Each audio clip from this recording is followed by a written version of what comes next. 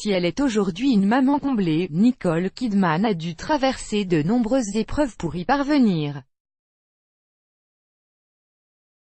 Pour la première fois, elle brise le silence autour de ses fausses couches. Difficile d'imaginer que derrière le sourire rayonnant de l'actrice multi-récompensée ait pu se cacher une femme meurtrie. D'autant que Nicole Kidman n'est pas vraiment du genre à s'épancher sur ses sentiments ou sur sa vie privée.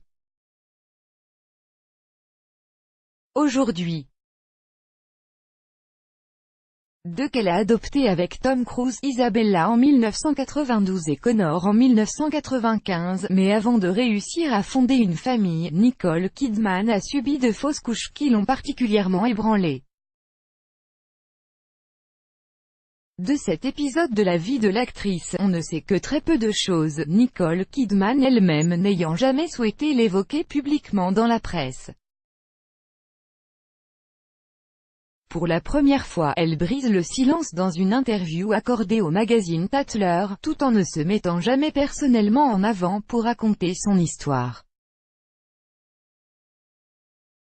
Dans les colonnes du magazine, elle se souvient de cette envie irrépressible de devenir mère, ce désir immense et douloureux, explique-t-elle. On ne parle pas assez de la perte d'une fausse couche. C'est un immense chagrin pour certaines femmes, rappelle-t-elle sans jamais évoquer sa propre situation.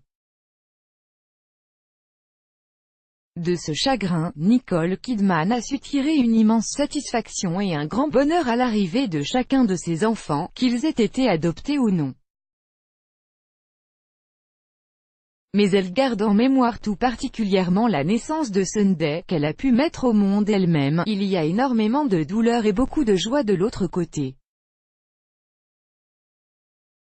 Le fait d'être passé par tant d'attentes et tant de douleurs fait qu'il y a un sentiment de soulagement quand tu as un enfant, se souvient-elle. Le rôle d'une vie